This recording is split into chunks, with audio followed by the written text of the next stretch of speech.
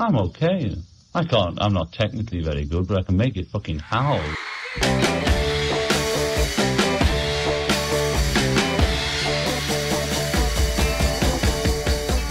Lennon put this thing on the map. Why don't we show off our 325s? Do you still have your black Rickenbacker? I still have my black Rickenbacker, which used to be a blonde Rickenbacker, which is the first good guitar I ever had. Yes, I do have it. How can you go wrong playing this kind of music? You know, when you get these four guys on stage and you're only playing 1/4 of those parts that's making it all work, that's the magic.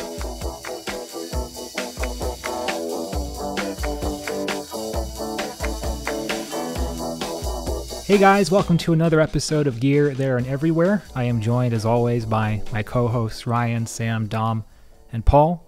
So guys, this is a big one. Today we're talking about John Lennon's Rickenbacker 325, his 58 Rickenbacker 325. This is the guitar, man.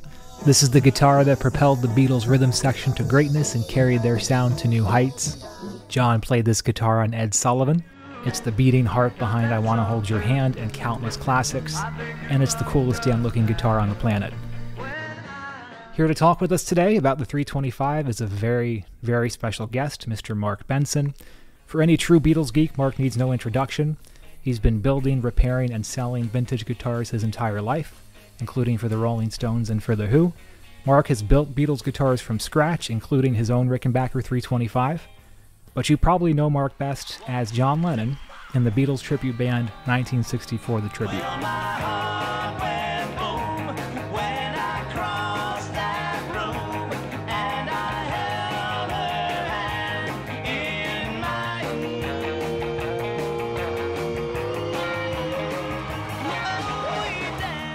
He's probably the most qualified man on the planet to talk about John's guitars and John's guitar playing. So we can't wait to pick his brain. Mark, welcome to the podcast. Thank you for having me. Alrighty, so we have a bit of a full agenda, but before we go into the history of the 325, we'd love to hear from you a little bit. So you've been playing the 325 on stage for about 40 years at this point. Can you tell us what are your overall impressions of the 325 as a guitar? Well, first of all, thanks for having me on, but I should probably preface this with, I might be the only John Lennon impersonator who's never actually played a 325 because I've been playing the ones I built. It's always been kind of a mystery to me because notwithstanding the Fender Stratocaster, a 3-pickup guitar is usually a deluxe model. It's got more binding, it's got cooler inlays, it's got a headstock inlay bound. I often wondered, who was their market with a short scale neck and no binding, no trim, no nothing. And, it is one of the coolest looking guitars on the planet. There's no question. And it's, once you start, using it and you get used to the scale, I play 2 leads at night. That's about it. But when I have to jump to the J160, it's like, wow, this thing's huge. but it's there's no other guitar you can use if this is, if you're trying to get these sounds. And it's not just the sounds too. I'm sure you guys all know that everybody's playing style is a fingerprint. You can have the same guitar, the same strings, the same amp, and somebody can play it, and then you give it to someone else to play the exact same thing, and it won't sound the same. There's something about that. And once you get used to the way this guitar feels on you, it just kind of becomes a part of you. It's these 2 guitars that I made in 1984 have been my go-tos for almost 40 years. So you've built how many 325s at this point? I built a 58 I built a 58 model and a 64 model. Can we get a sense for how that process went, your research into it, how long it took, and maybe show it off a little bit for us if you have it behind you? What year you actually made those? These were made in 1984, before the internet, before Rickenbacker had a group of guys, gathered to go over all the details about people who actually had 58 325s. And it just trying to find a dead-on straight picture of his guitar body style is like pointless. There just isn't one. There's always some kind of side in there or something that makes it look this way. It's some pictures, the cutaways, the points on them look just like knives, and other ones they don't. And it's just so anyway, I just did the best I could with about 5 or 6 different pictures that were real close-ups. And I did actually have tracings of the 64 model from people in town that ended up being nice enough to let me just take measurements and tracings and stuff of their standard guitars.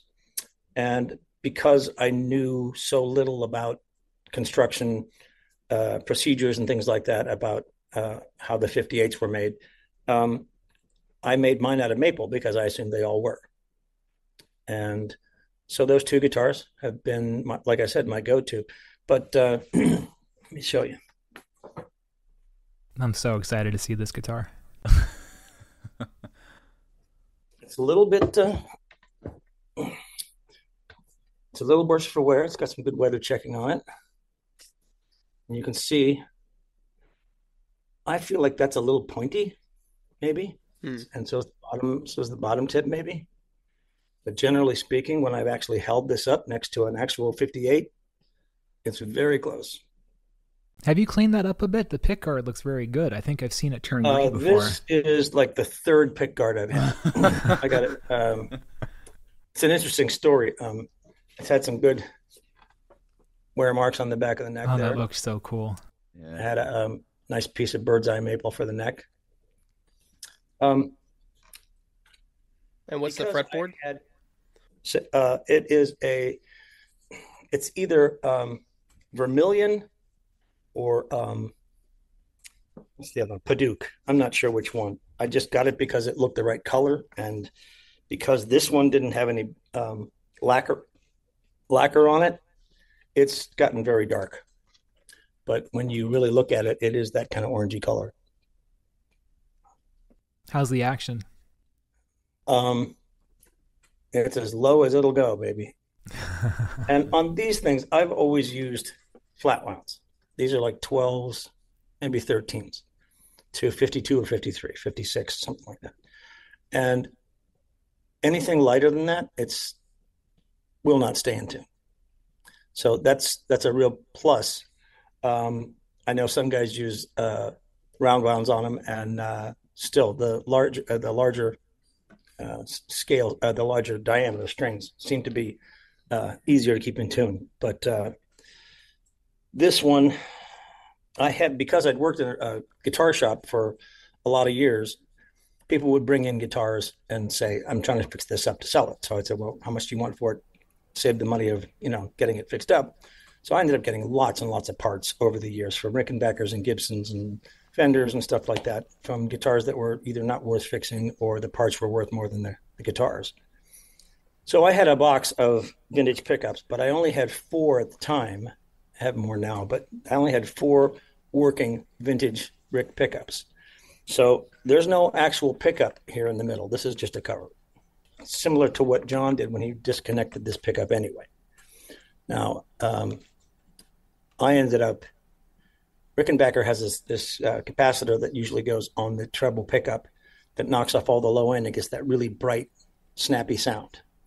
And it's really cool when that works, but when you put it in the middle or the rhythm position, you get a volume increase. And it didn't used to be a problem until we went with in-ears, because everybody gets your volume in their ears, and then you switch to a pickup and they're like, whoa, turn your guitar down, dude. So I ended up putting that capacitor, 0.001, I think it was, to knock off all the low end. I put that on the input jack so it covers all the pickups, and it makes this rhythm pickup really come to life.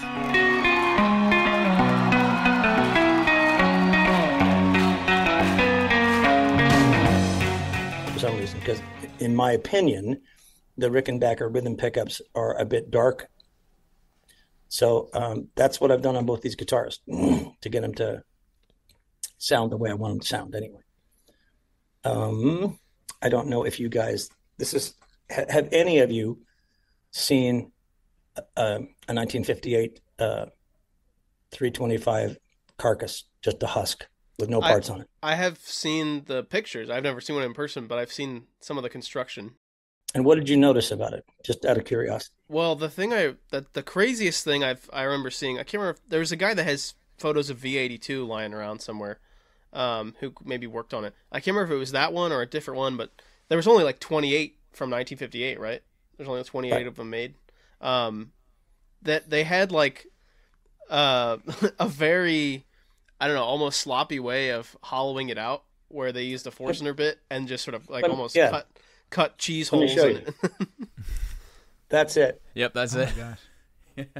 That's how it's routed out in the back. And you'll notice, even on the front, the cavity that's cut out for the wiring harness, that's not routed out smooth either.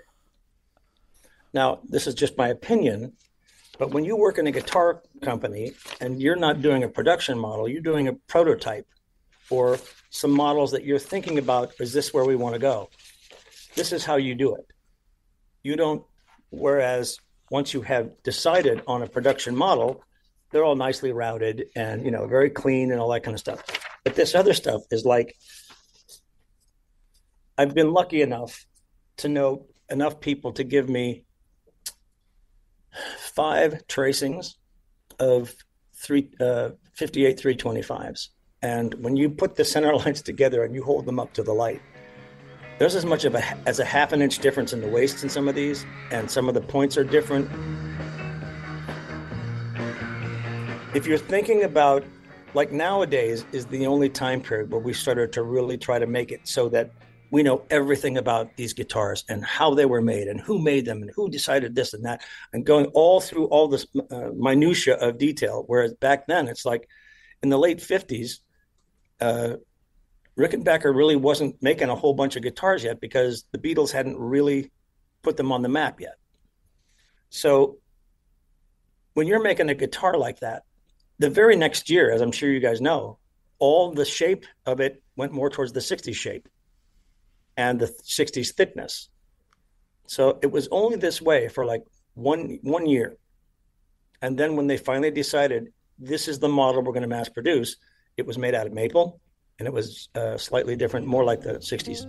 I have kind of a stupid question here, Mark, but why was it the V before the, 50? I don't know anything about these guitars, so do we know? Let me preface all this by saying I am not a historian. I am not one of these guys that just knows every single detail and stuff and have studied all that stuff. I needed to get these guitars made in 2 weeks. So I did what I could do, and I put them together. And I'm fascinated by, like I said, who was the market for this guitar? Were they making a shorter scale for people with smaller hands or kids or women or who knows? I don't know. But Lennon put this thing on the map. Can you think of any other short scale guitar that has a signature model? Maybe a bass 6 or something, but I don't know. That doesn't really count. Who has a signature bass 6? I don't know. Exactly. Was that Brian May guitar short scale, like the Queen guy? The Red Special? I don't think so. No. I don't know enough about it to really say.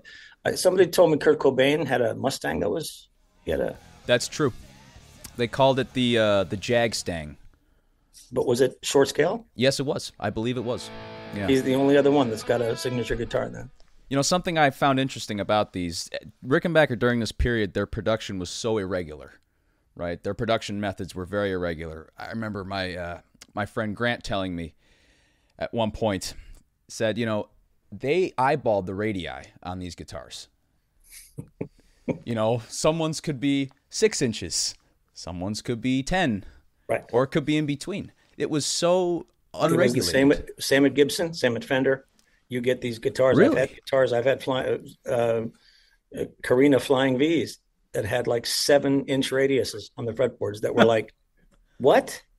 And it's just this way it came from the factory, And I think that's the thing. Not all the guys that were working on these guitars were experienced luthiers. Some of them were like new to the company, and they were being trained and they were doing a good job.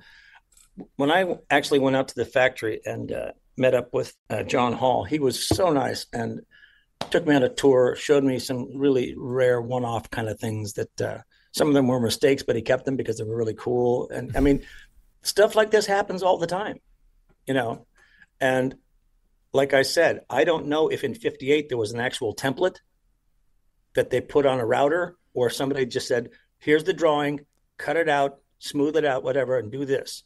Because how else would you account for that much difference in the shapes of these bodies when you put them up against each other? So, I mean, when did CNC machines come in? Not till much later. So, have you tried any of the reissues before, just on a lark, like picked up the C I have a series, C58. I have a blonde C58. Yeah. They're very cool. I only have one really odd thing about them, and that is the position dot markers on the side of the neck are like all like this, all the way down the neck of every one I've had my hands on. And I don't know if I don't remember looking at that on an original 58 when I'd seen one, but it's just like, initially I thought, oh, well, this was just somebody eyeballing it, but they're all exactly the same amount off going down the neck. And why didn't they ever put a dot on the third fret? It was only from the fifth fret up. That was odd to me as well. But they stayed true to the history of the guitar. Before we hit the history, I have one last question for you. Where would you rank the 58 325 on the list of iconic Beatles instruments? Would you rank it number one, or do you have another preference? I guess it just depends. It's certainly the rarest because there were so few made. Because it's a rhythm guitar, it's not the first thing that jumps out at you in most Beatles songs. You're hearing the duo jet or the country gentleman or something, the lead, the lines or the intro lick or whatever, that usually grabs your attention. But once you do start to listen, it makes me wonder how long John used that guitar with that original wiring harness that allegedly got you 26 or 8 or 9 sounds, and how much he played with that. Because I only use 3 sounds. I've got one sound for like if the Beatles went on stage and they plugged into an amp, they wouldn't have different sounds for every song. So we get a sound that sounds good on the tracks. I've got a vibrato thing for Paperback Writer, and I've got a distortion sound for Taxman. But the only other, I turned my tone all the way off on the treble pickup to do a Hold Your Hand, because it's got that real kind of almost, not quite, but almost back of the wah-wah kind of sound a little bit.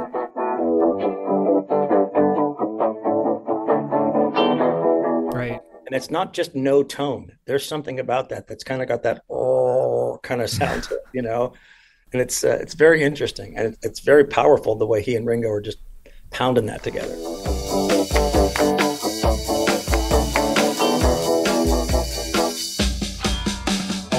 So we're going to transition a bit to the history. I'm going to share my screen. So in 1957, a Rickenbacker employee, Roger Rossmeisel, developed the Capri body design. Rossmeisel came from a family of German instrument makers, and he personally handcrafted Rickenbacker prototypes. He developed 4 models with Rickenbacker: the 310, 315, 320, and the 325. All were 3/4 size, all were semi-hollow, and they started coming out in production in January of 1958. 28 325s were produced in 1958, 20 were sunburst finish, and 8, including John's, were natural finish. Most of these early 325s had an F-hole. John's, interestingly, did not. So this is actually kind of neat. John's 325 can be seen in several pictures years before he bought it at a music trade show in the US in July 1958. According to Beatles Gear, we know it's John's. This is actually a really cool scan. I'm going to zoom in a bit. Somebody just had one of those display, the little square things where you stick the guitar and it says Rickenbacker. Someone had a Rickenbacker 50s display on Reverb the other day. Cool. Is it still there? I think it is, yeah. Oh. Also, the way that we know this one is John's is apparently the number of screws on the pickguard. Rickenbacker used 4, but John's had 5 with an extra screw near the volume knob. Also, apparently John's vibrato, the Kaufman vibrato, had a double bend, and the others didn't, so that bend is the signifier. And again, as you said, you'll see at this time it had only 2 knobs, 1 volume and 1 tone. When the 325s came out, they were not very popular. As Mark said, probably for obvious reasons. Who would want a short scale guitar? And John's was actually on the market, unbought, for over 2 years until he found it. So after that trade show in '58, Rickenbacker actually changed up the electronics. An extra volume and control knob were added, and the oven knobs were also added. That's V93, I think. Yeah, you can see the 4 oven knobs. There's that ugly tailpiece. It's an abomination. So this brings us to John's guitar. So John's guitar had the serial number V81 or V81. It was only one, as I said, of 8 325s in natural finish that were manufactured in 1958. His inspiration for buying a Rickenbacker was a Belgian-born American musician, Toots Thielmans, the guitarist in George Shearing's jazz group who played Rickenbacker for years. John had apparently seen him perform in Germany or heard him on German public radio, and it ignited his interest in buying a Rickenbacker. So that brings us to the fateful day in 1960. John apparently went to the Steinway music store in Hamburg and asked for a Rickenbacker. John paid for the guitar on credit, which is no surprise. But I did actually find a great quote about this from Pete Best, of all people. So John saw this Rickenbacker, and actually what knocked him out was the short scale of the fingerboard. Whereas before he had to stretch, John found he could do the same riffs and everything without hardly moving his fingers. He just fell in love with it. So that brings us to the Beatles. So of course, we see John get it stock, and it has the oven toaster knobs, whatever you want to call them. That's what it came factory with. So he had that. Now, he got it in 1960, as we know. Now, I don't think we know exactly what month it was purchased. Earliest photos show up in November. I think it was November. So the first mod he did was the Bigsby and the bow tie bridge. He did that all in one shot. Chris Hudson helped John helped him put it all on the guitar. Now, if anybody watched my Beatles string video, that's of course when John then got the Gibson Sonomatic strings, the round wound for his Rickenbacker 325 that Chris Hudson helped him put on. So he helped John also put the Bigsby on at Hesse's. That's where John had ordered the Bigsby from. Now, what's interesting about all this is Chris Hudson had reached out to Bigsby asking for more information about the Bigsby being fitted onto John's 325. He got a reply back. His reply came back May 14th, 1960. So that means the 5th month of 1960, he already received a written letter back from America letting Chris Hudson know what's going on about the Bigsby.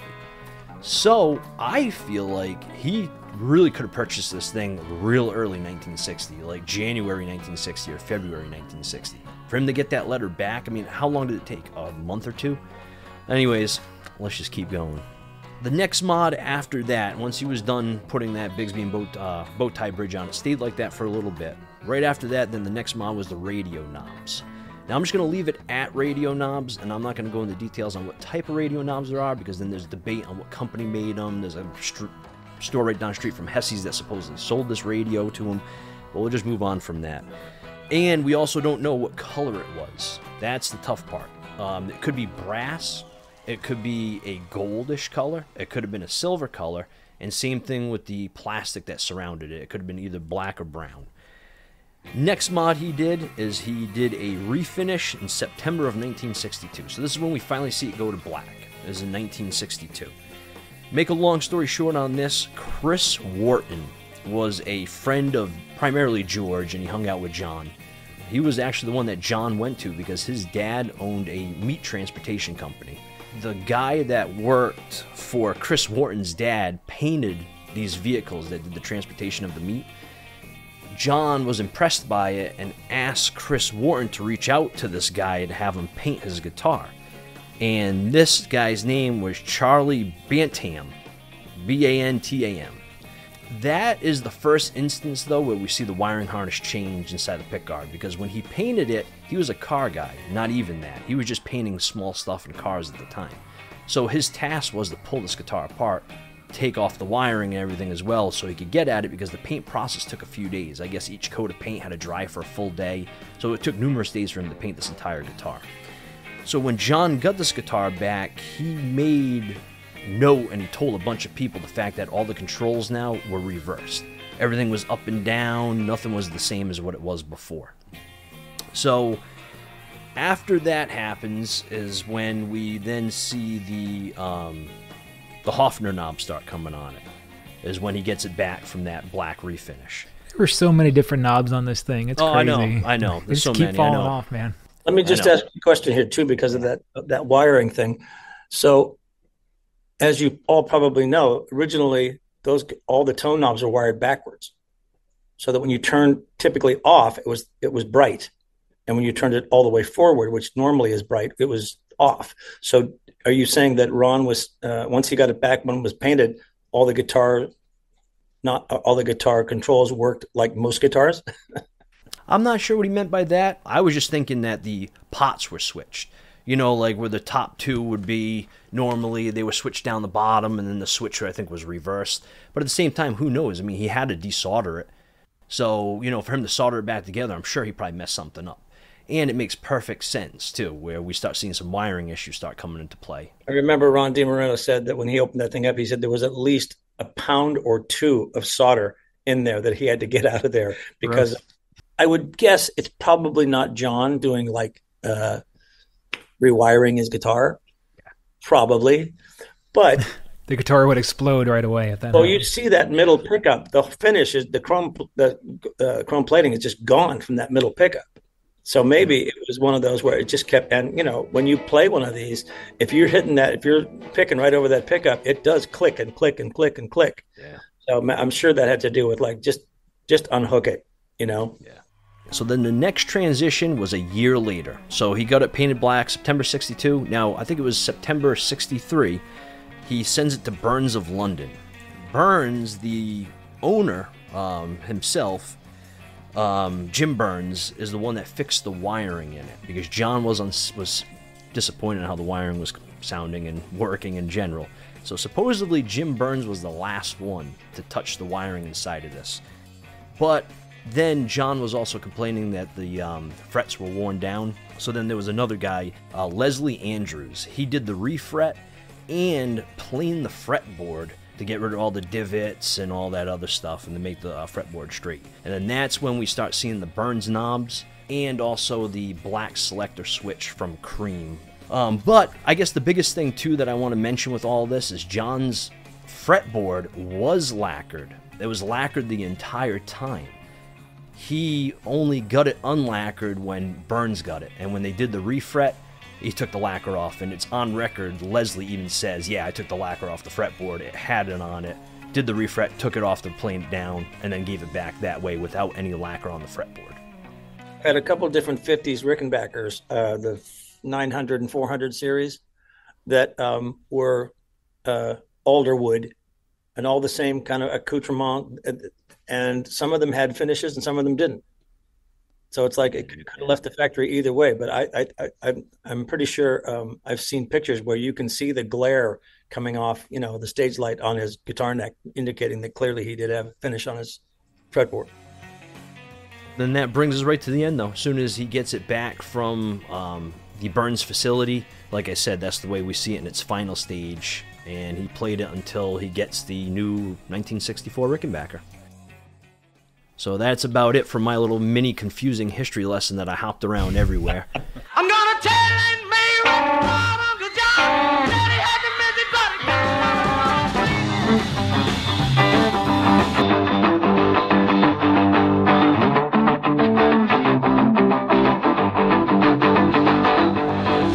I have a little bit of trivia I found when I was doing my research too, so I'm going to hit these real quick. So the price, apparently, was $269.50, which, good God, if only it were that today.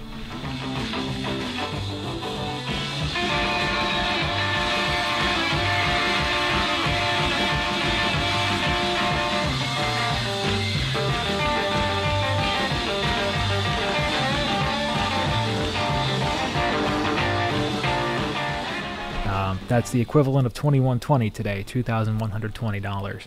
I think we all check reverb for 58s, 64s quite often. What's the cheapest you've ever seen a C58? $4,000, $5,000? It's absolutely ridiculous. You remember when they remade all the 58s and Guitar Center had them all, and they were in thousands of dollars, and by the end you could get them for like $7.99. Yeah, and they never sold Ricks again.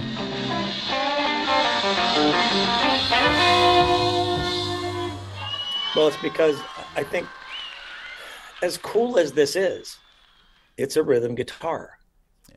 And most of the people that I know who don't do a Beatles tribute or aren't involved in Beatles music, they'll get one, maybe have it for a couple of years, maybe 5, and then they'll get rid of it.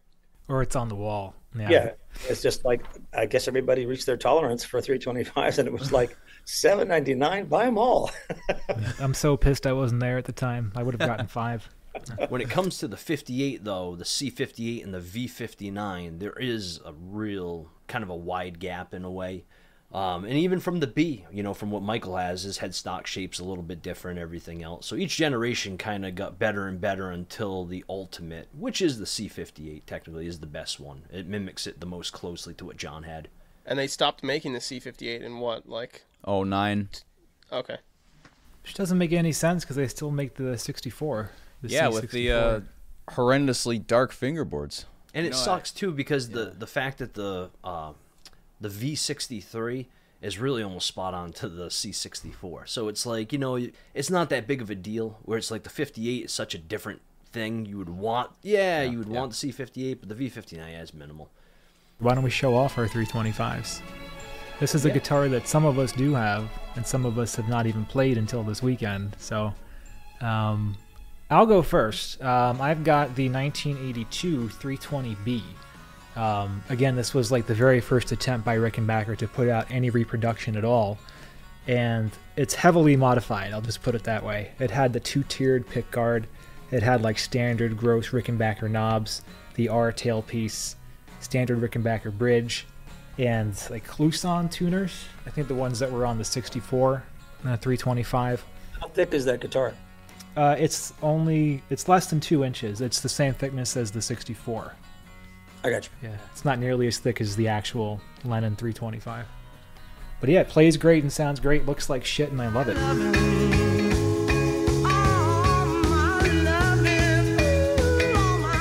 John's was like, what, 2 1/4? And then the 64 was like around 2? Is that right? I think all the 58s were supposed to be 2 inches, but... 2, they were very thick. Maybe I messed it up. Maybe 2 and like 1 1/2 was maybe what I'm thinking. The one I made is not quite 2 inches. It's like between 1 3/4, just because it's like, again, it was like some pictures it looked really thick and other pictures it didn't, and it depended on if his coat was in the way or, whatever. And like I said, it was like at some point it was like, all right, I don't have any more time to look at pictures. I got to get these done. That's crazy you got them done that quick. Yeah, that's crazy. You could do like months of research now with there's too many photos available to look at. Absolutely. Paul, what do you got? I think, I forget the year. I'm pretty sure it's a 96. I talked about it in my little gear video I had made, and I got a video coming out on this soon going over all the mods that I did to it. But it's a V59. Same thing like with you, Michael. I did a bunch of mods to it. And funny, Mark, great memory, because I just measured my body, and it's just a little more than 1 3/4. So I do have the thicker body. Great color on the fretboard. Yeah, so I'll start off at the top. I did the same thing. What are they? Stat Tight, I think they're called, the Grover tuners. Yeah, Grover. I did that, and the fretboard. I took the, mine's had the lacquer on it. I took that off. I took that down, so it has no more lacquer on it. Which honestly, I like the lacquer board better. But hey, you got to be like John. I got to ruin the guitar. So I did that, and then of course, I took down the double tier, did the Burns knobs, the wiring harness. I got a C58 wiring harness. There's some guy that made it online. He doesn't make them anymore, and he makes them like with all vintage loom, all vintage style stuff. It's amazing. It's a great wiring kit. I got that. Glenn's and loom. then the pickups, they're still the high gains. I plan on taking them out and have them sent out and rewrapped to go with the low gain, and I'm gonna go low. I'm probably gonna go like 5.3 ohms on them all. Stupid little mod I did though. I put the flathead screws on each corner, just like how the low gains come. I got the bow tie bridge, and then the Bigsby. I put on all the hardware. Plug myself again, eBay and Reverb, $18. Buy the hardware kit. Can you hook me up with that, Paul? Hook me up with that. Don't worry, I got you, Dom. But yeah, I got for the hardware though. I did the flathead screws in all 4 positions, and then of course I got the Phillips head screw for the Bigsby arm hold down. The only difference is John's had a beveled. But that's it. Did you That's mess my with the nut at all? The nut? No, I didn't mess with the nut. No, I left it What were they made of? What's the tusk thing? Oh, that was the J160E. Oh, that was the J160. Never mind. What was the nut made of on the original ones? There's some. I think it was Bakelite. That's right. Yeah, it was like almost like a early plastic type of thing, right? Right. Yeah, mine's like a plastic on this. Looks crappy. Tom, what you got? Me? Yeah, you. There's only one. So I must come clean. This is a luthier built replica of a C58. A luthier who will not be named, but he lives across the Atlantic, who is known for making replicas of Rick guitars. It is a 1-to-1 replica of a C58, 2-inch thick body, alder body. I chose Paduke for this board, and I think it turned out pretty nice. Yeah, lovely.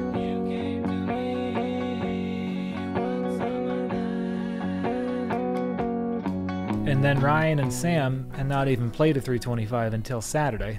Hold up, invisible, imaginary 325. There you go. There you go. What was your take on it when you first time playing it? It was great. I've played them 3 times now. The first one was at Norm's Rare Guitars. Actually, technically, you can. It's kind of impossible to see me, but technically, I'm there as a blur in the background during one of Mark Ignacci's videos, where he's playing a Fender Electric 12. And yeah, so that was the first time I ever played, and it was a C64, I think. And I think, like Sam said, it's pretty baffling when you've never played one before how small they are. But then, Hold Me Tight makes so much more sense because of the pinky stretch and stuff like that. Those riffs are pretty easy on a short scale. I would say the best way to put it is not everybody can play the 325. If, like my dad, he had big hands, he couldn't play the 325. Basically, you have to be built to play the 325. You don't pick the 325, the 325 picks you. That's the best way to put it. Yeah, John had small hands. Who knew? Yeah. And then I played one at D-Town Guitars in Doylestown a year ago. And then I played Michael's 2 days ago. But yeah, Michael's was pretty cool. It's hard to do a windmill, like a Pete Townsend windmill with these because they're so short. You'll hit the 5th fret with your windmill. You hit the nut. Yeah. I want to say though, I love the guitar. I absolutely love my V59. I got the V63 and I got a 2014 1996 model, and I love them. I love the 3/4 scale. I love the way they play. Yeah, it's not for lead work, but for my fingers, and especially I grew up playing them. I was lucky enough when they were really cheap. I picked up mines extremely cheap when I was probably maybe 11 or 12 years old, and that's when I first started playing them. And since then, I've always loved them. They're great playing. You know what's interesting? Just my personal experience. They suit themselves pretty well for jazz. Surprisingly. Yeah, I could see that. Yeah, it's easy to do a lot of stuff on them. I'm trying Stuff to you remember couldn't who normally do. other notable players are, because there's John Fogerty. John Fogerty, Yeah, right? John Fogerty's the big one. Morris Gibb had a 320B. Okay, so and just on that note there, does anybody know when he put the humbucking on it? John Fogerty. Anyway, I should tell you a little bit about this guitar. This is a beautiful Rickenbacker guitar that I purchased way back in the first week of 1969. Or is it earlier? Is that sound? Is that Rickenbacker or is that Gibson? It's pretty punchy.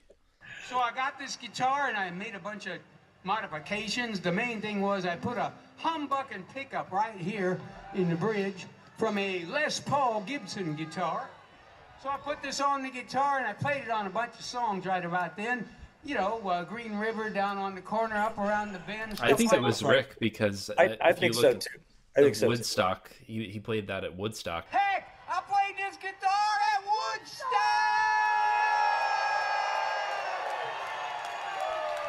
Story I heard about that was that the guy who owns it has said, anytime you want to go take it on tour, take it. I'll still own it, but you can use it because everybody likes to see you, including me, play it. Hey, Sam, what did you think about the 325? Oh, I don't know if I've technically played a 325 still because yours is a 320, but it was amazing. Yeah, I actually played in Woodstock, New York, what I thought was a 325, and it turned out to be a 350 with a larger scale, and I was like, oh, this is totally fine. I feel very comfortable on this. But it turned out it was very different. I picked up Michael's 2 days ago, was the first time I really played a real one, and yeah, very tiny.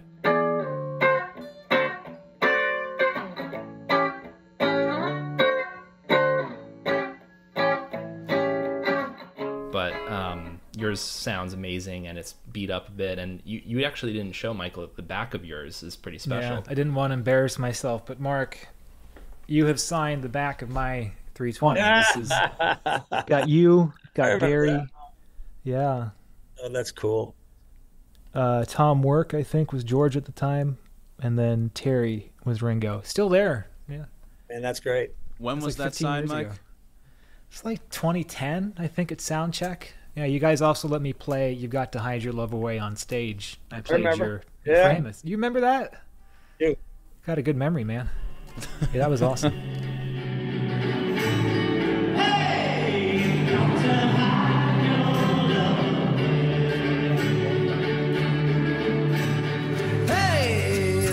To hide your love away. Just off the John Fogerty thing, one other 60s guy that I think a song that had a 325 as the lead was, I want to say Mrs. Brown, You've Got a Lovely Daughter, is a 1996. No, that was that was like a Pete Townsend sort of thing, like a the hell were they called? 330 or is it a 330? Okay. It was the Rose Morris equivalent. Okay. I was thinking it was a short scale for some reason.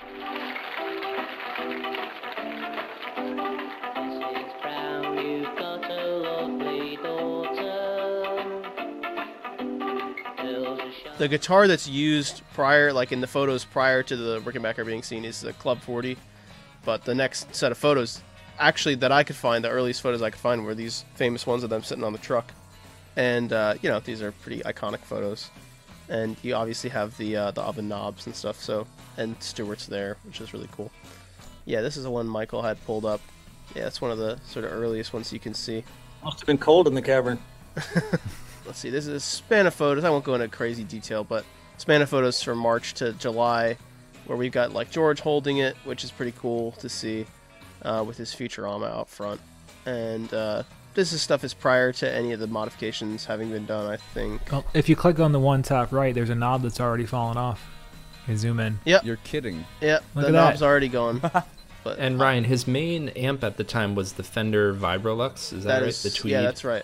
Yeah, that's a great amp. I've played a real 59 before, and the tremolo is amazing. Okay, since you brought up Chris Huston, that's a great tip, and I never knew this, but Chris has been a friend of mine. We took Chris over to Liverpool with us when we went over to play the Cavern, so he could show us all these places and stuff like that. And we had these cabinets made to look like their PA cabinets and their bass cabinets. There was nothing in them, but they just looked right on stage, right? So we get these things all set up, and he goes, they're not beat up enough. So we took them to the top of the cavern stairs and threw them down the stairs to all the paint chipped and gouged and stuff. And he goes, there, that looks good. But he told me that Tweed amp that you see on stage was his amp. Oh, wow. And that he'd lend it to George, and George would never give it back to him. He literally had to go down in the cavern while they were performing, unplug George, and take it and go do his gig, because he played with the Undertakers. It's like walking on stage with the Beatles and saying, give me my amp, and then George runs over and plugs into the other, input for John's amp, I guess. I don't know.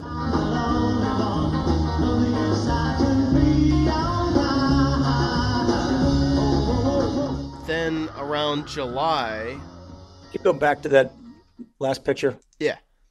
Yeah, is his guitar like? Is the ground come off and is he getting shocked? Is that what's going on? Oh, I assume it's just some stage antics going on. He's doing his German voice to Paul or something. Was sind die zwei besten Dinge von der ganzen Welt?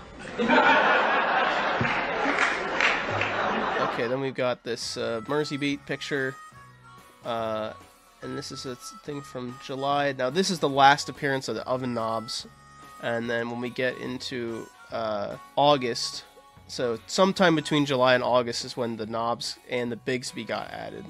So the knobs are now the Beaver knobs. It's a little hard to see the Bigsby here, but it is there now. And we have the Beaver radio knobs on here. That's Chris's amp right there, right? Yeah, that's it. Obviously, we're a little unsure of the exact month that it was purchased, but those oven knobs really did not last very long. But it's funny thinking of all those people that used them, but like most of their Star Club dates, it probably would have been the Beaver radio knobs. Well, they're so big that if you actually try to go use one of them, the other ones kind of get in your way. Mm. You know, they're so close together because they're so damn big. I can see why he wanted to get rid of them right away. Those are the ones I have. Those radio knobs are the ones I have on my blonde one as well. Yeah, I think, well, regardless of what they are, I would imagine, you know, if I was putting them on my guitar, like the brown and brass probably looks way better on this than the black and silver. Yeah. Like he would have been conscious of the gold versus the silver clash, I think. Yeah. I used to have one of those terrible Chinese Rickenbackers that had those knobs. And there is someone on Facebook who makes reproductions of them, and I can't remember his name, but I believe they're gold on the top. I think we were talking about the color of them earlier. You can get them in a variety of colors: dark blue, black, brown. You can get them in silver. I mean, but it was an English tube radio. So they literally came from a radio. Yes. But there was a series of different radios that company made, and so they did have all these different colors of knobs. Yes. Yeah. Are we approaching the Tony Sheridan stuff? Yeah. I think that's in the summer here. So I'll go to your email real quick. Yeah, that's our first audio example of the 325, and there is some debate too because there's that instrumental "Cry for a Shadow."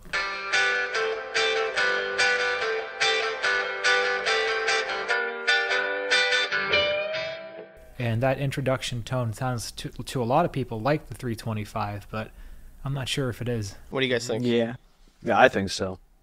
Through like a Fender amp or something like that? Yeah, it would have been through his Fender Vibrolux, right? Yeah, it does sound like it. I'm trying to think if a Duo Jet could have been that kind of acoustic sounding, kind of like... Sounds thin. Well, George didn't have the Duo Jet, you're right? It was... But Tony Sheridan had two electrified acoustics. He had a Martin D28E and a Gibson ES175. One of those just went up for auction. One of Tony's? Yeah. If George didn't have the Duo Jet yet, that definitely sounds like that. Yeah, it's the Futurama is what he had. Brian, there's also a clip of when the Saints go marching in from the same session, and that's clearly the 325.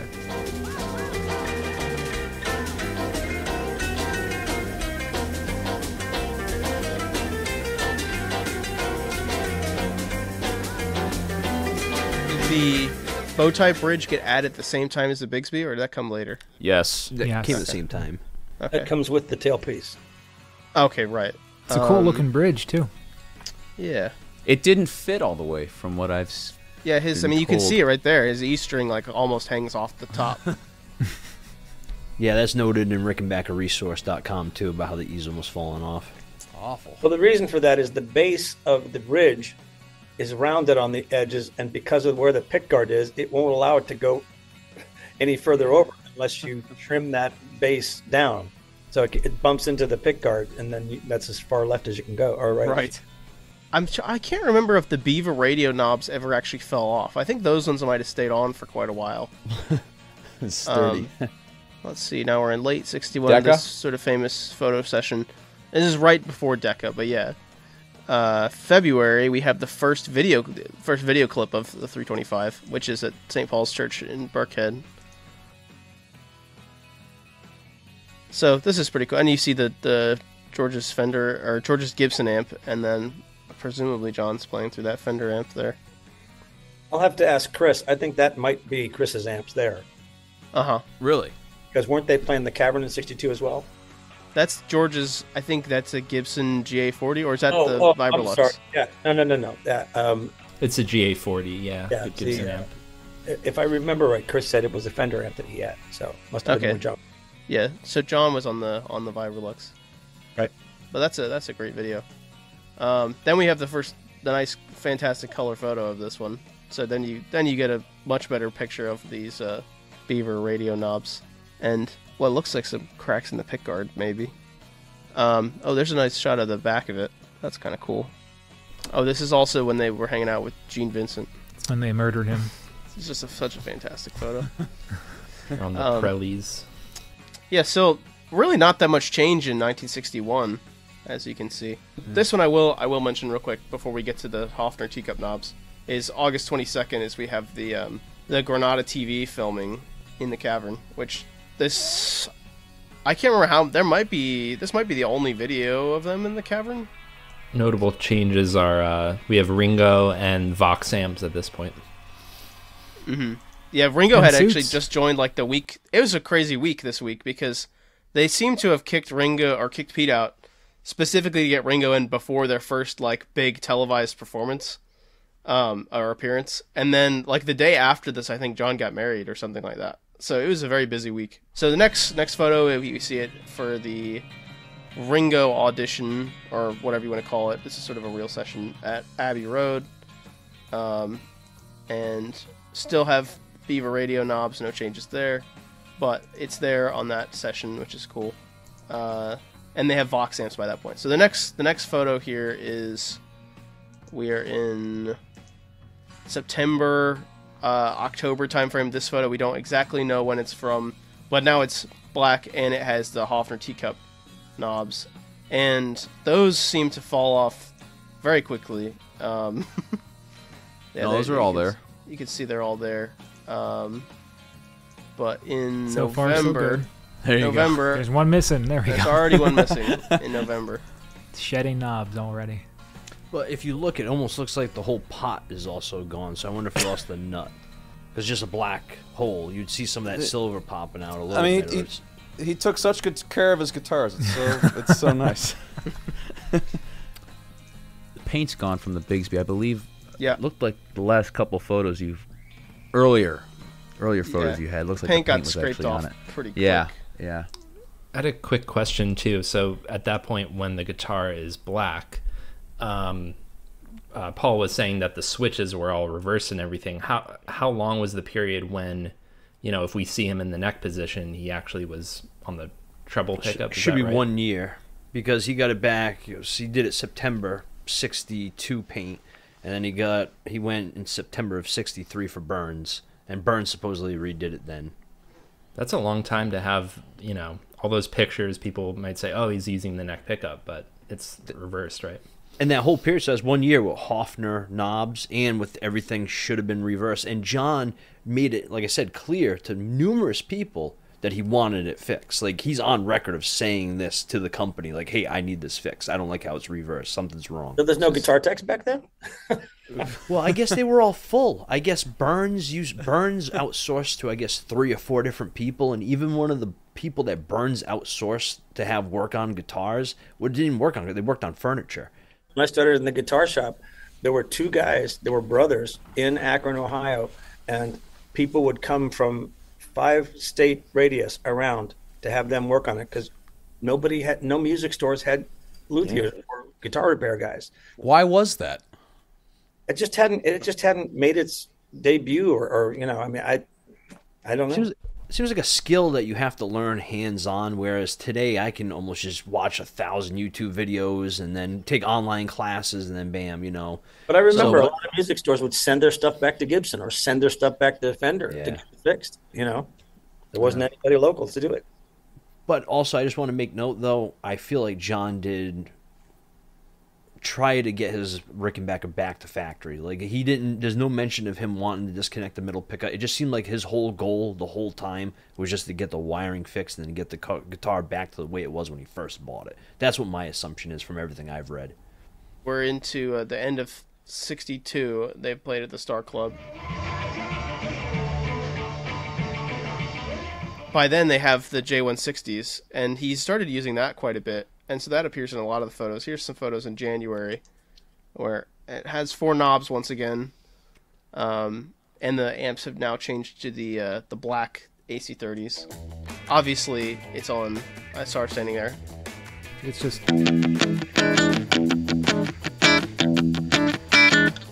I do want to say, though, going off of what Chris Hudson said, they put Sonomatics on his 325. And, you know, I got round wounds on mine. And I do have to say I like the way flat wound sound better. But I got the rounds. I think I'm going to keep the rounds just because Chris Hudson said it. And at this time, John should still have rounds or a combination during of some Please kind of Me? round on it. And yeah, and we have that photo. Is it late '63? And John gave that girl who was the daughter of like a worker there. He gave her a broken string, and it's clearly a round one. Well, the flats really nailed that Chuck Berry like. Oh, I know, they sound great. The 64 325 would have had flats based on what Paul figured out, but you guys can watch Paul's video to hear that whole story. The thing that I find the biggest difference in those is that the flat wounds plunk. They don't really sustain like round rounds. But that's that it doesn't have that bright top end to it. And I mean, you know, again, this could have been the tone knob on the guitar, could have been, you know, a setting on the amp, you know, whatever, and it was round wounds. I don't know, but I didn't dig into when did round wounds come in, you know, when were they starting to get popular? Did everybody in the mid 50s or early 50s have flat wounds? You know, when was all that happening? But I think you make a good point that they just used the strings that came on the guitars. Mm-hmm. And this is really what Chris Hudson says. I know I keep saying it sounds like I'm saying with a D, but this is the first instance where we have somebody that says that they use not a factory string. He has committed to me that we're going to get together and he's going to make a video of taking my Bigsby off my guitar, just for fun.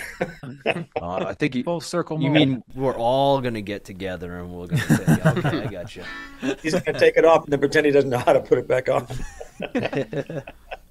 Ryan, we've got boys, but I think we all know it's obviously going to be a 325. It is really funny for how iconic this guitar is, how little it was actually used on, especially on that first album. Yeah.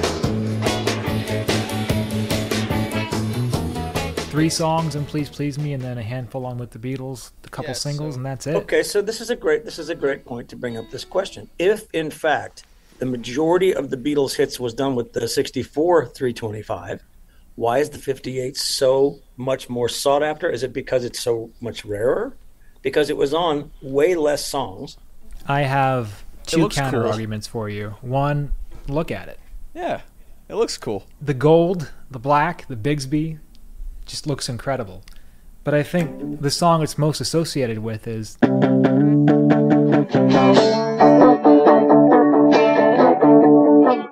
everyone wants to play that, and that was their first biggest hit. Also, and it was that the Ed was Sullivan guitar. Yeah, everyone saw it on Ed Sullivan, and if you didn't have the websites we have that people have made over the last 40 years or whatever, you know. But you see my point, though. They had a group of people gather together and exchange information so they could do a reissue of that particular guitar, not a dead-on reissue of his 64. The 58 is the one that everybody wanted a reissue of. Why don't you make that one? Why don't you make that one? And like you just said, it was used on such a small percentage. Once they hit big, the majority of the rest of the songs, while he was using 325s, was the later one. I just want to say for myself, I'm sick of the Miami. I'm sick of the white pickguard one. You see it everywhere. You know, every tribute band always had one. You see every picture has one. You know, I'm just tired of it. I like seeing the gold one. You know, it's just a little different. It's a change of pace, is what you're saying. Yeah. And the gold one's always beat up. Like, it looks like someone has taken a hammer to it. And that's I the love charm that. of it. That's it rock looks and roll, super man. Cool. Yeah. And that's what was always cool about yours, Mark, because I remember when I was a kid, I was like, oh, that thing's beat, too. It must be vintage. You know, I loved it. It was just awesome. Your J160Es, too, not to go off topic, but you had one that was just such a perfect cherry color. And when I was a kid, I absolutely loved it. Oh, it was amazing. You only brought it out every so often to some shows and just had such a red color into the black. I love that thing. I have about 4 of the ones with the ceramic bridge. in various states of beat upness. That's the sound. That bridge. There's times when we've recorded where I can't tell if it's the guitar or the hi-hat that's in the mix. That same freak strumming plank in there. It's just like, what? But that's it. I mean, that's what you expect to hear. But to your point, there's the wear mark under the pick guard. Just like John's. Same spot as John's. I'm not trying to do that. That's where your arm rests when you got it around the guitar like that, you know? The way he had it, like that, up high on the strap. We're starting to get that little thing up there too. Mark, don't worry. We're gonna have you come on. We'll do a J160E episode with you as well. We're gonna do 10 different variations of a J160E episode. Oh, geez, right up your alley, Paul. Mark's gonna become a cast member. I just want to say the J160E is my favorite guitar of all time. Out of all the Beatles guitars, it's the J160E because it's the only guitar that you can just pick up, strum it, and you're like, holy hell, I'm playing the Beatles songs. The sound is just so cool. But for all of the guitars that the Beatles sold, they sold a ton of Gretches, they sold a ton of Ricks, ton of Hofners, ton of Ludwig drums, ton of Vox amps. Nobody used J160s as their main acoustic guitars in any other bands that were like big, like, listen to our sound. It's the J160. Nobody did. I guess it's because they didn't really perform with them live much. Like, maybe they did a few concerts where they played I Feel Fine on them, but when you thought Beatles live performance, it was more like the Ricks, the Gretches, the Hofner. You just didn't see it much in live performances. I can't tell you how many Gibsons we replaced the bridges on with just standard acoustic guitar bridges because they didn't like that sound. Yeah, I'm not a fan of that. Even in my video, I state that, the fact that, I don't know, that's it. You know, if you buy a J45 or a J160 and you don't really like the adjustable bridge, I feel like you should just buy a solid top fixed bridge. Then, you know, it's just like, that's it, you know. All right, let's keep going on, though. Let's go back to 325, Ryan. Let's do this. All right, Ryan, Twist and Shout. What guitar is on Twist and Shout? J160.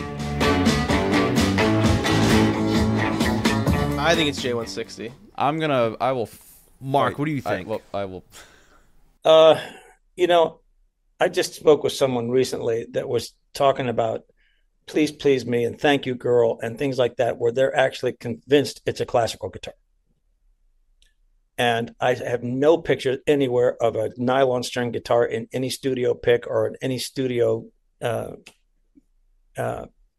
sheet of what was used on it. So I don't know. I know that, is that early enough where they were using the pickup in the guitar through an amp? Yeah. So we think the most of Please Please Me is those J160s, or at least for John. I think Please Please Me and Thank You Girl and that kind of, they all had the pickup in the guitar, and it's just funny because let's do a plywood top and ladder bracing because everybody's just going to run these through amplifiers and use them with why waste the good wood? And yet that created this unique sound that only that guitar has.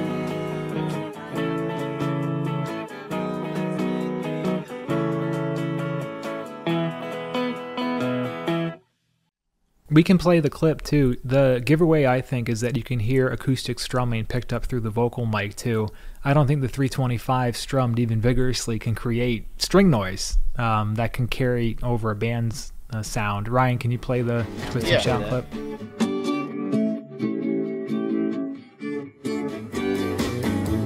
I think it's the J160. Yeah, it's got that woody tone from the J160. Yeah. I mean, I play that song every night, and I can't get that sound out of the 325. See, I don't know. I feel like that could be two guitars. I feel like that could be the J160E you're hearing primarily, but then the 325 is in the background. Well, it's J160 and the Gent. The Duo Jet's doing the rest. Yeah. I think it's the J160 through an amp, but the vocal mic is also taking up the string noise too. Yeah. Word has it that his amp had actually blown up by the end of the session because it had been on for 13 hours. I'm not that familiar with running them through the amps because we just never did that. I've never used the pickup in the J160 live because it just doesn't sound good.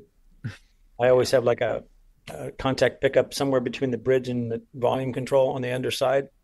And then it sounds much more like when they mic'd the guitar in the studio. And so I'm probably not familiar as much as I could be with the actual pickup to an amp sound. But it doesn't sound like the 325 to me. I agree with that. Yeah. This era is so full of J160s that like there's far less of the 325 even being used in live performances, because he used the J160 quite a bit at this point. When he was having it painted, didn't he have to use the J160 for like half of a tour because he didn't have the 325? Probably, I believe so. Yeah. Yeah, And this is July, so they go back July a little 16th. farther. I mean, that's the final look of the guitar, though. It didn't. Yeah, it didn't change knobs after the that. Burns. We were just trying to that's figure it. out when that happened. Oh, the Burns knobs. Yeah, He definitely got the Burns knobs when it went to the Burns facility to get the refret. Mhm. I mean, we can narrow it down to summer of '63. right. This is the great thing about the first 325. It's only on 2 albums, and there's not much controversy about what songs it was used or not used on. We'll start with the biggest, which is All My Loving.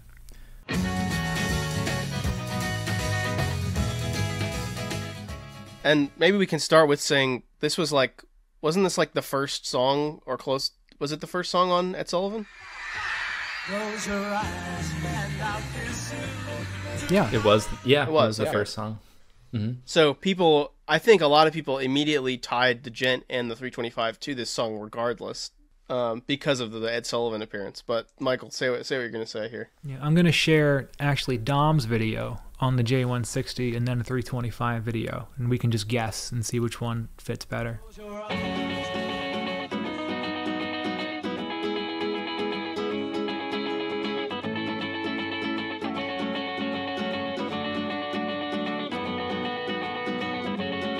So that's J160. Now here's our friend on a 325 C58.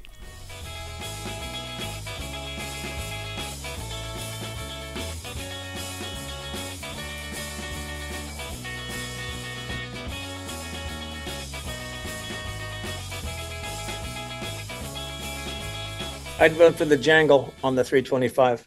It's on there, probably rhythm pickup, so it's not as prominent as in the middle or the trumpet position, but there's just something that's too deep about the J160, at least on the track. I guess what I'd like to do is compare the track to the Ed Sullivan show. That's really interesting because on the Sullivan performance, the 325 sounds completely different. I think he's using the bridge pickup, and John is barely picking. Like I don't know if they told him to keep it quiet, but he's just like.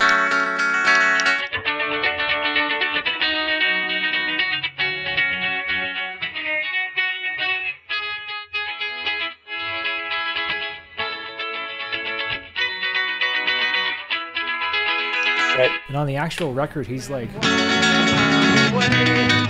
Right, but you also remember that one of their mics wasn't even working at the time. Right. Yes. Yeah, that's right. He might have not even had his amp turned up or whatever, you know. Yep. So I actually, was Ryan, the do you only have a one clip? that. Oh, I'm sorry. Go ahead, Sam. No. I was gonna say I still think it's the 325. After we did our video, I was the lone wolf who still thought it was the 325 on rhythm, and then I was outcast from the group. It's actually easier to play on a 325 than it is. Right. Totally much believe We did that. it. Are we- It's kind of Are interesting. we thinking that's the pickup in the J160? Yeah. Yeah. 100%. Yeah. All right. Again, I'm split. It's so funny because I'll hear Dom's video and think, oh, it's the J160. Then I'll hear Clay and say, no way, it's the 325. Like, it sounds very similar. Clay So- got it close. But this is the thing, and this is a story that I was telling Michael. I was working in the shop, and this guy brings in a custom shop Jeff Beck Stratocaster, and he says, "I want you to look at and see that something's wrong with this guitar because this is the Jeff Beck Stratocaster, and I play the same amp, but it doesn't sound like Jeff Beck." And I said, "Don't feel like the Lone Ranger, dude, because if it was easy to sound like Jeff, we'd all sound like Jeff. But I don't know if this will make you feel any better, but he can't sound like you either." And anybody who's playing a 325, you get 7 guys playing that part, and every one of them will sound a little different with the same settings, the same guitar, the same everything. And if you're saying these guys are going through and trying to recreate that sound, it's like, okay, but what are you doing? Are you like tweaking the amp controls? Are you tweaking the mic? How many things between your playing and what people hear are in the way? Because there's a whole just methodology and a plethora of things that you can put in there that will change that tone slightly, and you'll get this and you'll get that. You can change the way you strum. You can use a different pick. There's a million ways you can do it. Does it mean it's not the Rick? I don't know. But my point is, even if you were on stage at Sullivan Theater and you took John's guitar off and you started playing it, it wouldn't sound like John. So a lot of this discussion really has to kind of take into effect that it's like everybody's playing style is like a fingerprint. Just to give credit to Clay, he is trying to use the exact same microphone that I don't know if he tried to suss out which one was John's amp and which one is George's, but you got the Neumann U47 and then the KM56 on here. And Clay did use, I don't know if it's exactly a KM56 or if it's a replica, but he was trying to mic it the same way. So that takes out a few variables, which is nice. And Clay does get it pretty close compared to what other people have been able to do with the 325. In this picture, saying John's got flats or rounds on this thing? This would have been rounds. Okay. So that was what I was going to go into the whole debate on my theory behind this with what they're using. I think it could be the 325 because I think I hear a little bit more of the jangle of the 325 as well. Plus, I know I have high gains on mine. It's a completely different guitar, technically the V59, but I've been playing All My Loving lately, and I'll tell you, I just the other day, with the pickup switch in the middle, whatever that does, I think that's the bridge pickup and the middle together, and I blend in the middle, it sounds pretty dang close. Well, in that picture of John, that picture in the studio, there, is that supposed to be All My Loving? That is Don't Bother Me, which you can see he's got the tremolo switch at his foot. Well, like I said, I only have 2 pickups, and I usually play All My Lovin' in the middle. Mm-hmm. Yeah. But that's just the rhythm and the treble. There's no middle pickup in there. So I should exit this discussion. Bye, Mark. There are a lot of variables. But the whole, only you can sound like you argument is 100% correct. Yeah. I actually have a great question for you about that, Mark, because to not parody someone, but to really get someone else's guitar style, acting style, singing style, that must have required a hell of a lot of work. So when you mastered John Lennon's guitar playing, how did you do that? Like, you're the best at it. What steps did you take to master the Chuck Berry strumming, the All My Loving strumming, the Dizzy Miss Lizzy strumming? Like, how did you do that? Well, thanks for that compliment. I appreciate that. I don't know that I would agree with it, but I'm happy that if anybody thinks anything I do is good, that's great. I take it all back. Never mind. You suck. Again, it's like, okay, we're starting this off. We've actually got the AC30s and stuff. I'm sure my tone settings weren't even close to what they were using because everybody would always tell John, you're too loud, turn it down. And, from the very early part of what I would see them on stage, once they got on stage, regardless of how their record sounded, they were rocking. They were really playing as a band and really locking in, but they weren't just tapping those strings. They were hitting them. And even though John wasn't like, you didn't see him going like this, he had this little style where it was just like the last, the E, A, and D, he was like mastering those things. And it gets in the way if you play too many of the upper strings with what George is doing. Each guitar has got to have its space so that you're not playing similar notes to what they're playing, so that it overshadows what they're doing. So we spent a bunch of time trying to make sure that, okay, here's the rhythm part. What are you playing? And am I doubling anything? If I am, I got to stay with just the A and the E, and doing things like that to really get the parts to stand out through the PA system. And it works. It works like crazy. And I did that. I told you, Michael, the other night, whenever I have anybody come in this band to either sub or join the band, I always just say, listen, this is an easy gig. All we have to do is be as good as the Beatles.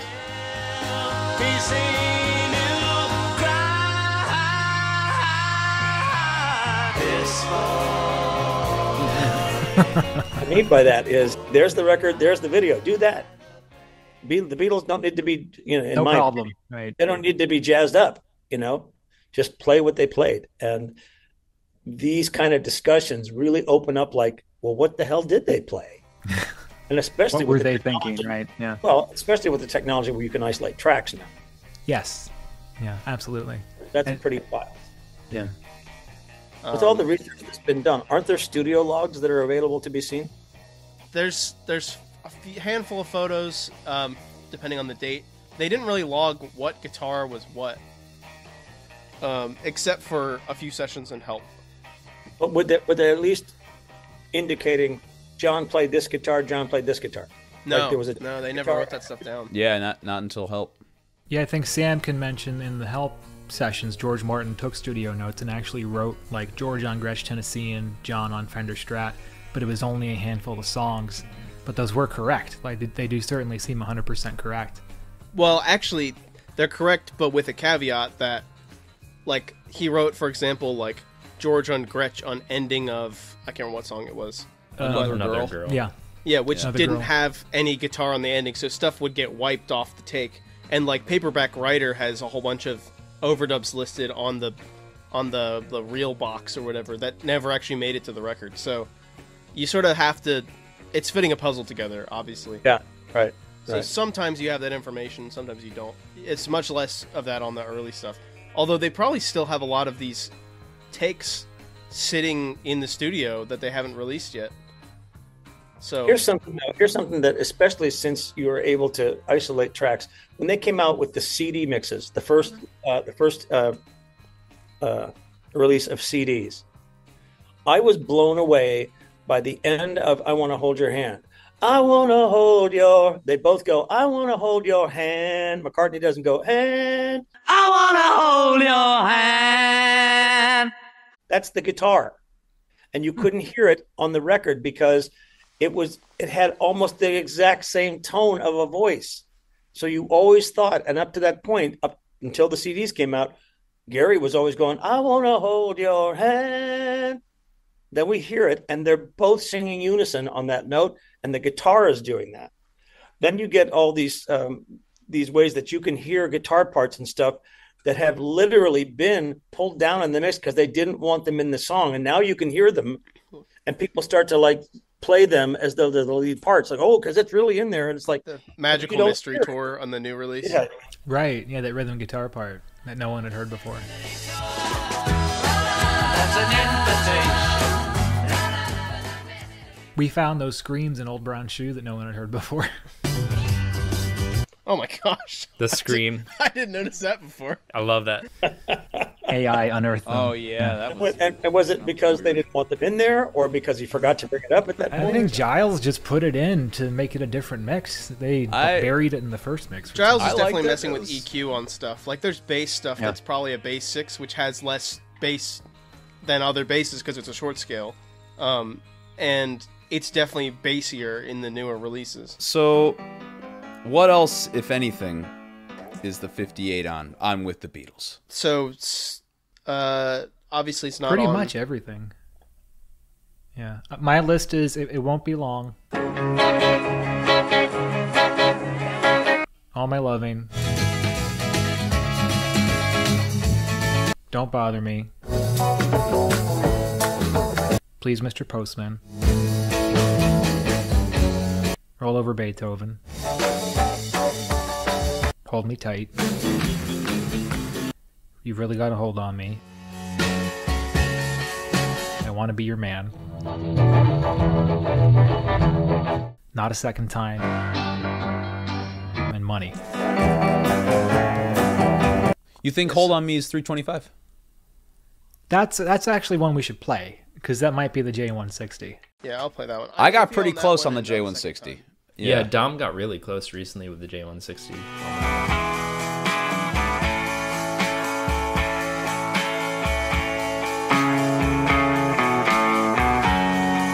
It's a bit jangly, though, don't you think? J160? You got to play mine. Should have brought yours on Saturday. I should have. When you hear a J160, it's because you start to notice that it's the high strings are jangly, but the low strings, they don't sustain. Mm-hmm. You can hear the percussiveness of the chord, but you hear from like the G string up more than you hear D string down. So that sounds to me more woody. And even though it's got that high end on those strings from that ceramic bridge, that doesn't sound like the 325 to me. Keep in mind, when you run that J160 through a Vox, every fucking thing jangles through a Vox. I mean, that top end on that, especially the top boost models, I mean, there's something about, and this is one of the reasons I really like the Tone Labs that Vox came out with, because they really went after that really mid-rangey sound on the AC30 and the AC15. Almost every sound we use on that thing is the AC15 amp, because there's a mid-range there that really pokes, and it's not on a lot of other of the models, the amp models. Interesting. I got a Tone Lab. I'll have to try out the AC15 setting. You'll like it. You'll like it. I want to hold your hand. Did you guys want to hear an isolation for that? Yeah, Definitely. Check the second email I sent you because I skipped it in the first email. I want to see every email you have, Ryan. It's going to knock your socks off. It's going to be just an organ the whole time. Oh, wow.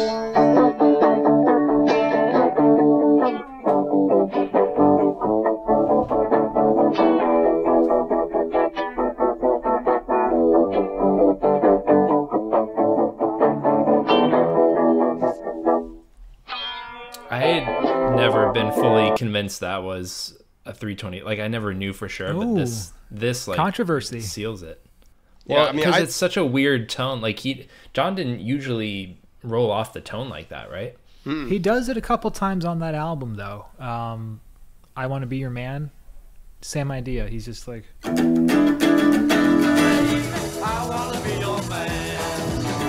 I don't know if it was a George Martin suggestion to bring down the top. I was going to say, I think because George Martin knew that this was going to be a hit, maybe he really wanted to have bright and dark guitars or something. I don't know. There's two ways to do that. One's with the guitar tone and one's with the amp tone. So it could have been either one, but I'm guessing it's the guitar, because the amp even has more of that mid-rangey honky sound when you turn that, especially if it was, I can't remember when they got all of the top boost and everything on the control panel instead of the panel behind. Because when you just had the tone knob and you turned that off, those amps it's just a different sound than the regular AC30s that everybody, once they put all the controls on the top, it's very unique, and it could have been done either way. I know we were talking about this before we started in our little group chat here. The whole, when was the last time that the 325 made an appearance in the studio? And people seem to think it may have been, for the guitar overdubs on Walking on Thin Ice. I'm not buying it. And according to Jack Douglas, it was John's red Fender, the Strat. But I want to hear what you guys have to say about that. Michael does have a clip I can play. Yeah. I come prepared.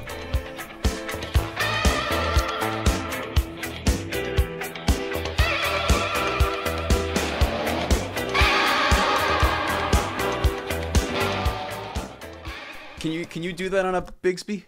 Can you distort a pickup that has two kilo ohms that much? I don't think so. So here's the thing, though, guys. I found a quote from Salon Magazine 2021. Listen to this. On Thursday, December 4th, John enjoyed one of the finest moments of his storied career when he overdubbed a sizzling guitar part onto Walking on Thin Ice. When it came to the guitar that John used, Jack Douglas, didn't have any doubt about the instrument's identity. It was the Capri, he recalled, referring to John's fabled 1958 Rickenbacker 325, the very instrument John had played on The Ed Sullivan Show. For the solo, John simply wailed on the guitar, executing a series of power chords, as Douglas, sitting nearby, reached over and worked the instrument's Bigsby tailpiece. So his memory is so specific, he says he actually did the Bigsby. Wow. How can you do that on a Bigsby? Fuck if I know, man. I don't want to break mine. I thought it was an insane theory, but this guy's convinced he was doing the... I thought he had this Sardonyx weird guitar. There's pictures of him with and that. He did, but that didn't have a trem on it. Which, Didn't again, someone here say it was a Fender? Someone had a Strat? Someone here said he had a Strat. Jack Douglas was quoted as saying, I can't find the source anymore, but he was quoted as saying it was the red Strat. but I don't Maybe know he has where- memory issues. That's what I'm saying. I think it probably was John on the 325 because all of that time that he spent having Chris put that Bigsby on it and everything, and all those years, he never fucking used it. So it was like, damn it, I'm going to use this before I kick the bucket. It's so funny because Sam and I hung out on Saturday, and Sam hadn't played a 325 yet, and one of the first things he did was the Mr. Moonlight solo.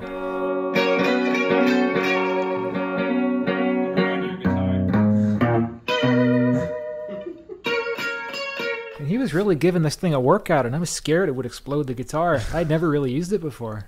But he got the right sound out of it. I was hoping that you'd lend it to me for some covers, but now there's no way you're going to lend it to me. Oh, I don't trust you at all. No way. I'm really hoping, honestly, I'm really hoping that it was the Capri on that record. Really. That would really bring the story full circle. That's what I mean. Mark, I have 4 questions for you. How dare you ask me that? What's your favorite John guitar part to play? If you had to pick one John Lennon guitar part. I Feel Fine is a riot. Just the whole, and the way the two guitars work that together, if you do it the way I think is the right way to do it, really, it just comes off so well on stage. I love the chugging on Sorry Standing There. That's great. We start out our second set with Twist and Shout, but we do it like they did live. So we start out with the solo because it's just more exciting when you start with that, instead of dun dun dun dun dun dun dun dun. If you go dun dun dun dun dun, dun, it's like everybody jumps up.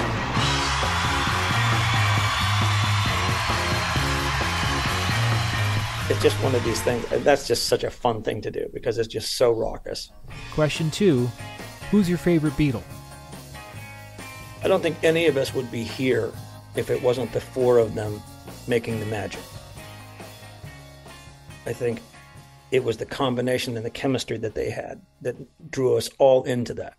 And when they broke up and they started doing solo records, you could get a pretty good glimpse at what each guy was adding to that equation. And my biggest thrill is, what they did as a group. And it's, I know sometimes tribute bands get a, they're not serious, or, they're wannabes, or they're this or that or whatever. But when you're playing to sold out Carnegie Hall and you can hear John Lennon's voice in all of those people out there singing along, that's a arm hair moment, and it's just like, I got a permanent pinch mark under the sleeve just to make sure that this is all really happening.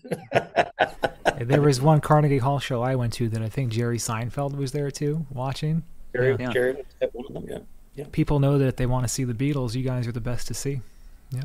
Well, I appreciate that. I know everybody's got their favorite, and that's as it should be. But it's, how can you go wrong playing this kind of music, And this is not necessarily related, but it's just like everything we're talking about here, the minutia and the detail that we get in is because of the love we have, not just for the song, but it's like, how did they get there? Why didn't anybody else at Abbey Road sound like this? Why isn't there any Stones book about all their studio stuff and all this, why is it just the Beatles? So we're doing a meet and greet at the end of one of our shows before COVID. And there's this little 6-year-old girl coming up at the line with her mom. And usually kids are they're shy and they're, hiding behind mom's legs and stuff like that. But this little kid was a live wire, and she was making faces at us before she even got to the table, trying to get us to laugh. So she gets up there and I said, "What's your name?" And she goes, "Ashley." And I said, "You look really happy, Ashley." And she says, "I am." I said, "Why are you so happy?" And she looks right at me and she goes, "Because of love." So I was really taken aback by, like, I was supposed to be reminded of that. I was supposed to hear that. And it wouldn't have affected me if an adult had said it. But this little 6-year-old kid who's like probably closer to God than all of us because she hasn't been beat up in life yet. But I went back and looked at all of the different times that word, whether it's love, lover, lovely, loving, any form, is used in dialogue or in the song. Over 130 times you hear that in our show. And not to get too corny or etheric, but that vibe is why all of us want to know these answers. That vibe of that word and that meaning of what is drawing us to all this stuff. That I mean, I always had this, what made me think, why does this Rickenbacker in a Vox sound different than that Gretsch in the Vox? Let's figure it out. All of these things that made me want to know, why did this sound different than this? And how do you get this? How do you make it? And all this. And all the time that it's taken to realize something as simple as everybody's unique. Everybody's playing style is unique, so that has to be figured in. But when you get these 4 guys on stage and you're only playing 1/4 of those parts that's making it all work, that's the magic, I think. I don't think it's any one of those guys. I think, their humor together was incredible. I really missed that when they broke up, because, they all still had that Liverpudlian kind of vibe, but they weren't doing it together anymore. And it would just seem to be one of those things that was, you ever hear a Stones interview where they're asking questions? It's always like, yep, nope. It's like pulling teeth to get anything out of them. And the Beatles were like naturally charismatic, funny. Couldn't shut them up. Yeah. You couldn't wait to hear what they wanted to say. Mark, did you have any thoughts on Now and Then when it came out? I was surprised that I'd read so many Beatle tribute guides railing on it and getting into, that's McCartney's sound now on the bass. It's not even like a Beatles sound and this and that. And I'm thinking, did you miss the fact that these guys got to get together one last time? Did you miss that? Are you not listening to the actual song? To see Ringo now and Ringo then playing together at the same time, that was so thrilling. It's a pretty good song too. Musically, it's a good song. Yeah. When you hear John's original version and you hear that, I just looked at it like, this was their style. This is what they did. They didn't just take one person's thought about a song and nobody contributed. This is what made Beatles songs out of Free as a Bird and Real Love, And I thought it was so great just to see them, and from all the shit that they'd been through, that the business kind of like ate away at them, and to see George smiling and Paul while they're playing this tune, and Ringo, just couldn't wait to get, start playing the drums on it. And I loved it. I'm going to try this, and we may have to cut it, but I had to give this a shot. Dom, which Beatles accent do you do the best, if you had to pick one? Well, considering I've done George since I was about 17.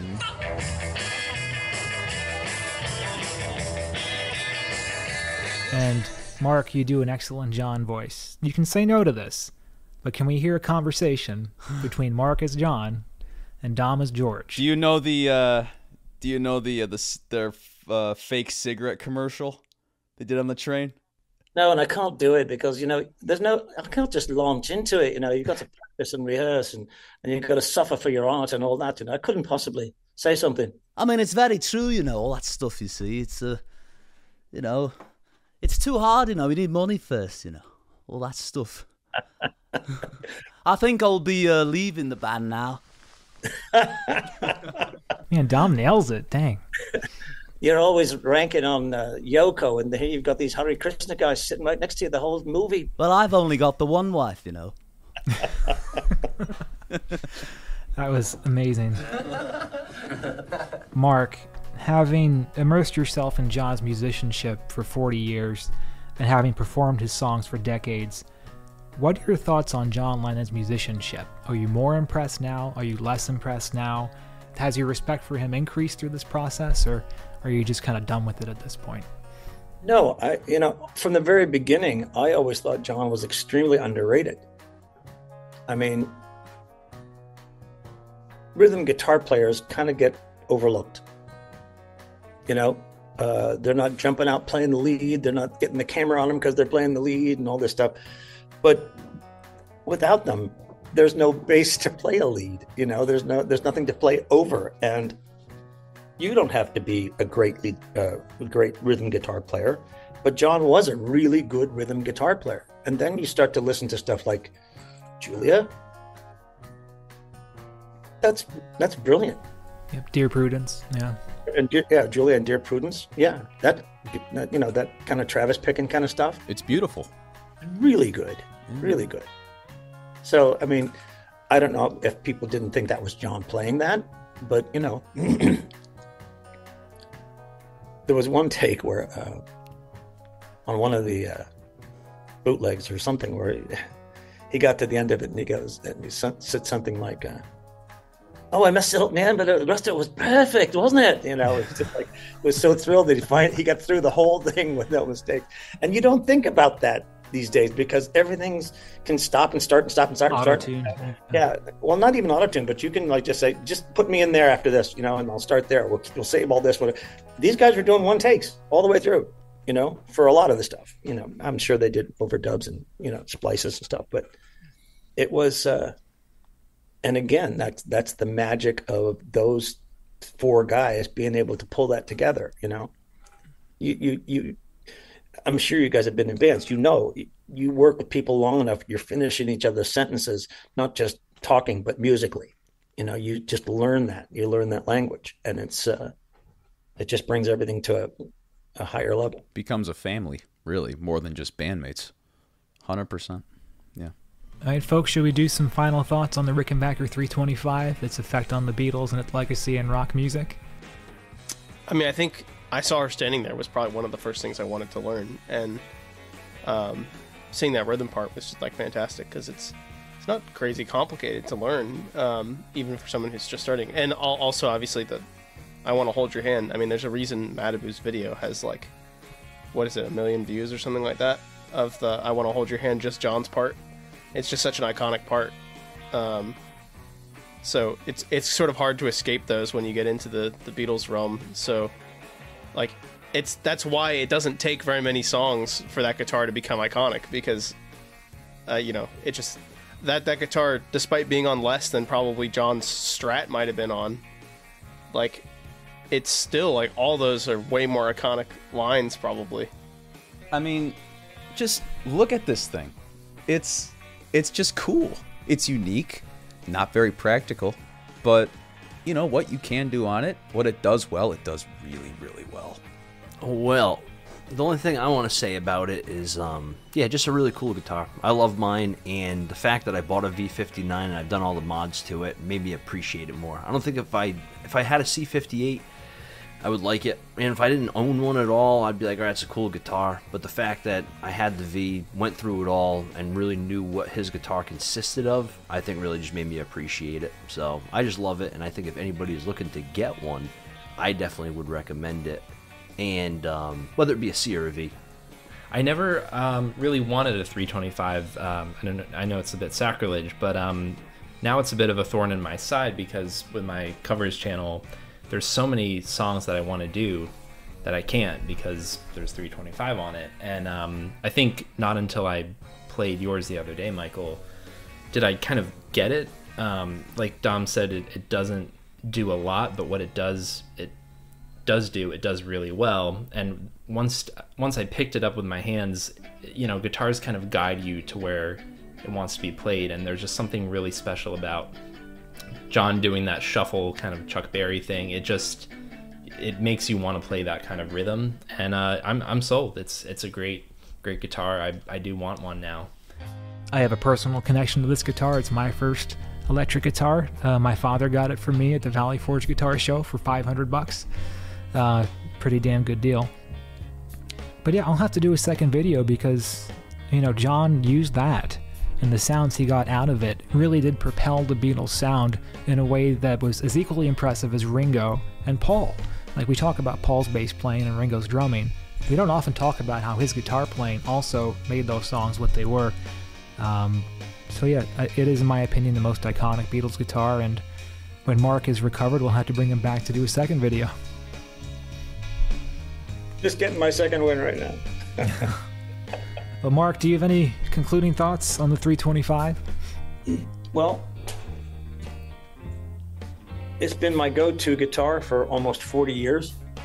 I thought this is the second finish that I've had on it.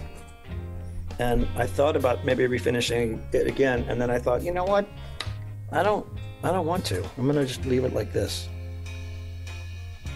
And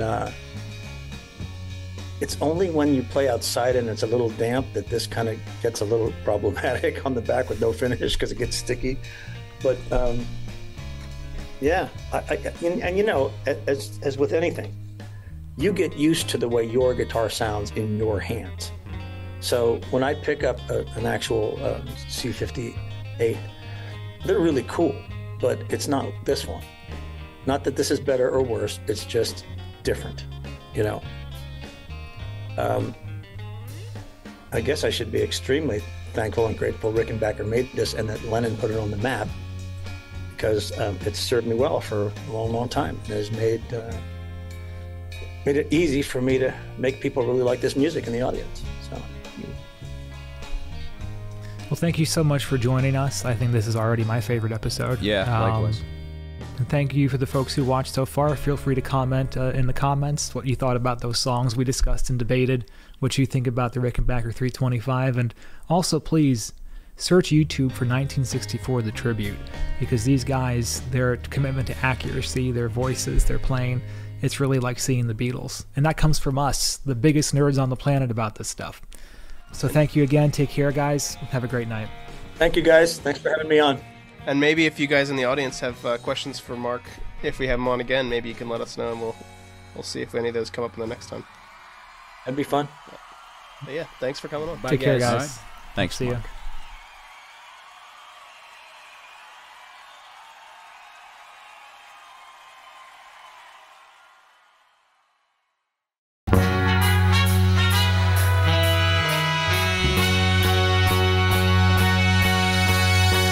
I was alone, I took a ride, I didn't know what I would find there.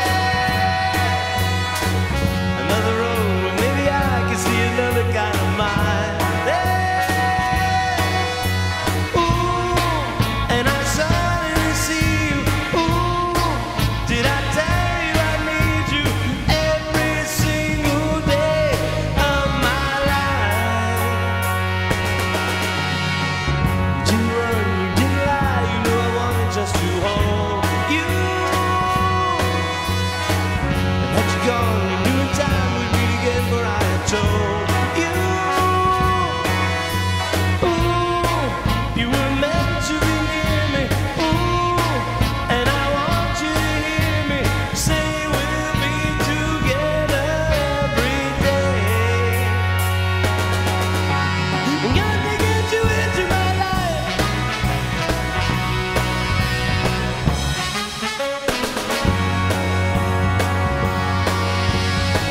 What can I do? What can I be? When I'm with you, I wanna stay there. If I'm true, I'll never leave, and if I'm true, I know the way there. Ooh, and I suddenly see you.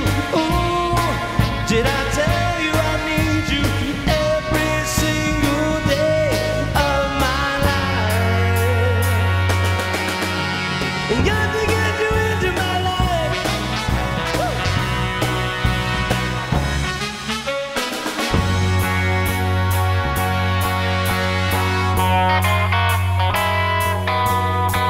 And got to get you into my life.